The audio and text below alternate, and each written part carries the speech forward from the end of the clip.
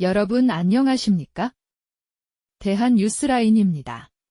격변은 단순한 우연의 연속이 아니라 대통령 뚜렷한 패턴을 가진 진화하는 공작의 역사입니다.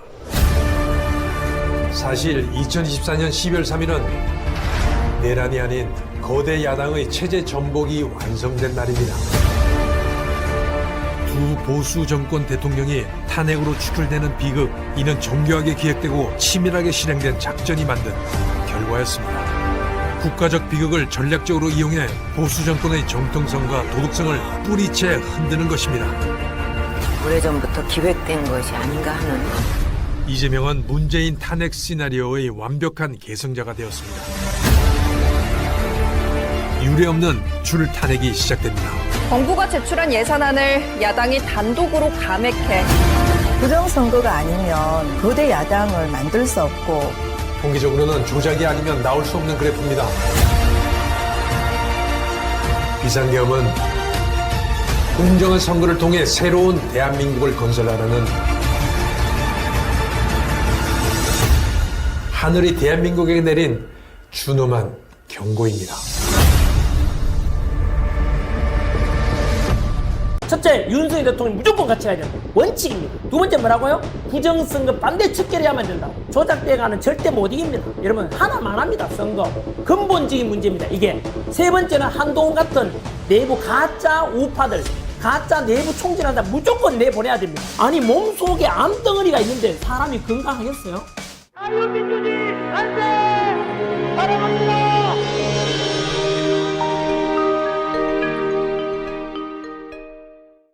이 부정선거가 밝혀지면요, 사형당할 사람 많습니다. 예? 대한민국의 근본을 터뜨려, 그러니까 그들은 끝까지 숨기려고 하는 거예요. 끝까지. 그 배후에 중국이 있고, 어마어마한 자금이 동원됐을 겁니다. 두고 보시면 압니다. 음모론자 하는 사람이 마지막으로 묻고 갈게요. 지금, 한 번 더 보여줄래요? 일론 머스크도 음모론자나, 그냥? 일론 머스크도 음모론자냐? 이준석 답변해봐. 반박 못할 겁니다. 자, 아무튼 저는 이렇게 부정선거에 대해서 여러분들 제가 정면 돌파하려고 하지 않습니까? 정면 돌파하는 이유가 이게 근본적인 문제입니다. 그래서 제가 근본적인 네 가지를 이야기했지 않습니까? 자유민주주의 대한민국이 살아남고 보수우파 국힘이 살아남는 방법 네 가지가 딱 있다. 첫째, 윤석열 대통령이 무조건 같이 가야 된다. 원칙입니다. 두 번째 뭐라고요? 부정선거 반대 척결해야만 된다고. 조작돼가는 절대 못 이깁니다. 여러분 하나만 합니다. 선거. 근본적인 문제입니다. 이게. 세 번째는 한동훈 같은 내부 가짜 우파들, 가짜 내부 총질한다. 무조건 내보내야 됩니다. 이런, 아니 몸속에 암덩어리가 있는데 사람이 건강하겠어요? 이준석 같은 가짜 우파들, 이준석은 한동훈하고 같은 과입니다. 여러분 절대로 같이 하면 안 된다고요. 이 원칙입니다. 이 암덩어리야, 암덩어리. 암덩어리를 같이 간다? 야, 우선 따나는 떼어내니까 수술하니까 아프잖아. 그냥 넘어가자. 몸이 다 망가지긴 죽게 되잖아요. 그래서 저는 그 네 가지 원칙은 안 바뀝니다. 그래서 저는 그 원칙에 대해서 말씀드렸고요. 자유대학 청년들이 이런 걸 생각을 똑같이 가지고 있더라고요. 그래서 제가 자유대학 청년들 보고 너희들이 정치해라. 알았지? 전환기가 밀어줄게 라고 했습니다. 너희들이 하면 국힘이나 또는 민주당 이런 쓰레기들하고 정치에서 돈 먹고 이상한 썩어 빠진 정치인들 있죠? 다 저는 국회의원 수도 너무 많습니다. 300명? 150명 줄여야 됩니다. 대한민국 국회의원, 여러분 미국의 국회의원이 500명입니다. 이쪽 작은 나라에 300명 뭐합니까? 저는요 150명이면 충분합니다. 저는요 어쨌든 개헌할 때 국회의원 수 줄이는 것도 들어가야 되는데 그들은 잘 안 할락할 겁니다. 왜? 지 밥그릇 날아가니까요. 그리고 저는 지방자치제를 없애자는 사람입니다. 이따가 비전 이야기할 때 제가 말씀드리겠습니다.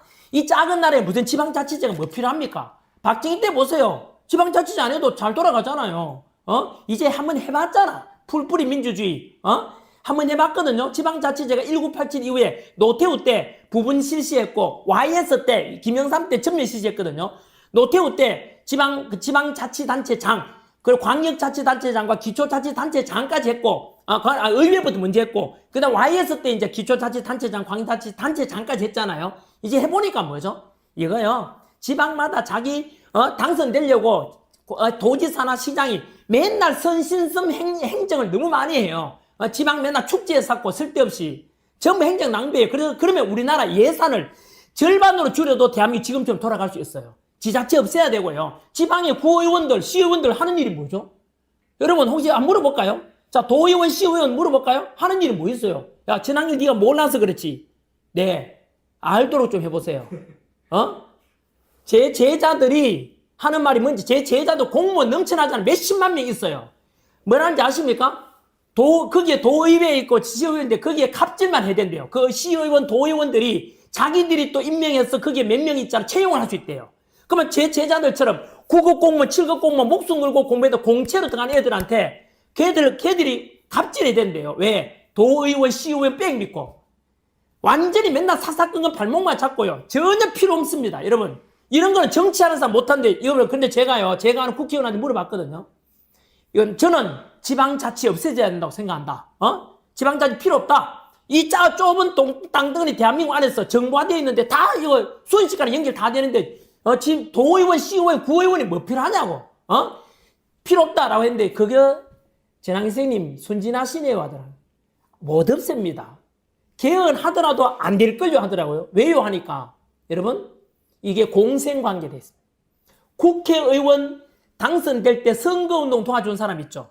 주로 선거운동 도와준 사람들이 밑에 이제 있을 거 아니에요. 그 선거운동 도와준 사람 먹고 살아야 될 거 아니야. 그들이 도의원, 시의원, 군의원, 기초자치단체까지 한 자리씩 준대요. 서로 공생관계. 그래서 국회의원이 되면은 자기 지역구회를 관리해주고도요. 그렇게 지역 관리해주고 이렇게 하는 공생관계예요. 제가 속으로 아이고 썩어 빠졌구나. 국가를 위한 생각이 아니라 지 먹고 살기 위해서 지방자치제 의원이 있어야 돼 이러더라고요. 그게 저 국회의원한테 들은 이야기예요. 저보고 순진하대요. 순진한 게 아니라 전환길은 진실을 된 정치로 가고자 하는 거죠.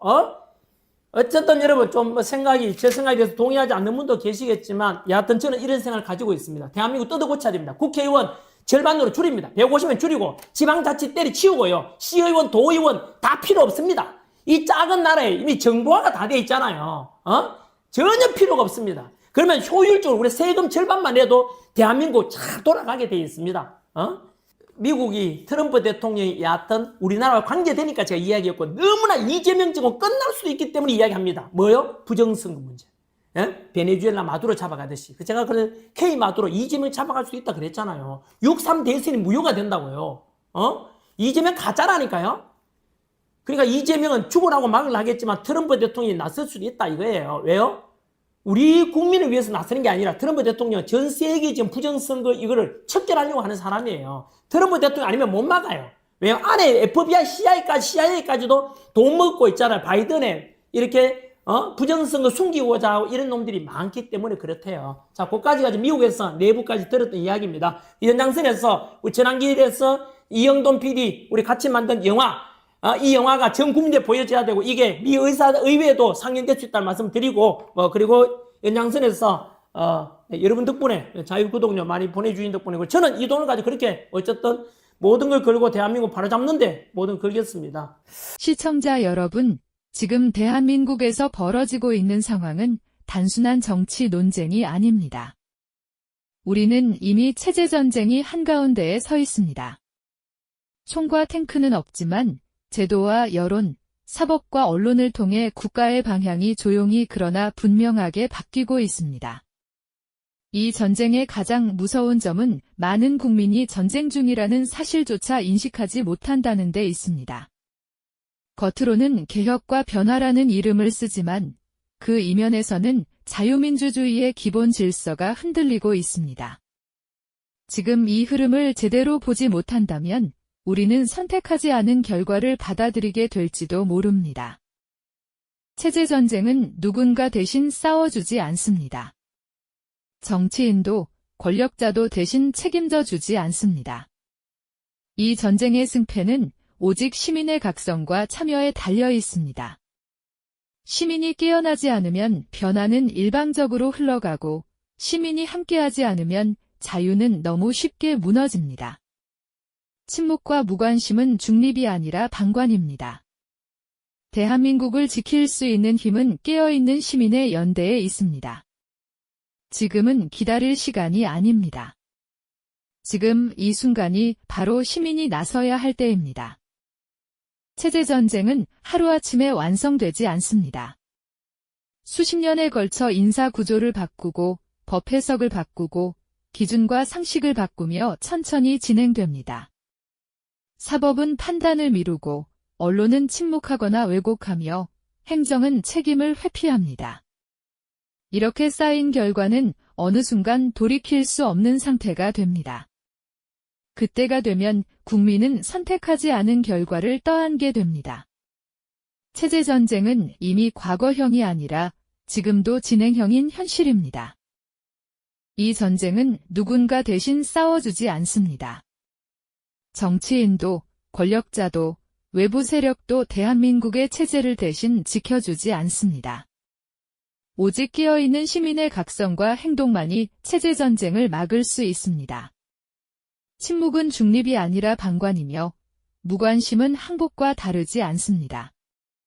지금 필요한 것은 분노가 아니라 인식이고 구호가 아니라 연대입니다. 대한민국의 미래를 지키는 마지막 방어선은 시민입니다. 지금 이 순간 시민이 나서야 할 때입니다. 체제전쟁은 한쪽의 승리로 끝나지 않습니다. 한번 무너지기 시작한 체제는 연쇄적으로 붕괴됩니다. 경제 질서가 흔들리고 안보 판단이 흐려지며 외교의 기준도 사라집니다. 국가는 더 이상 방향성을 제시하지 못하고 국민은 불안 속에서 분열됩니다. 이 혼란이 길어질수록 체제를 설계한 세력은 더 단단해지고 일반 시민은 점점 무력해집니다. 이것이 체제전쟁이 가장 잔혹한 이유입니다. 시청자 여러분, 전환길은 연봉 60억의 기득권을 스스로 내려놓고 지금 이 순간에도 미국 현장에서 시민과 해외 교민들에게 진실을 알리고 있습니다.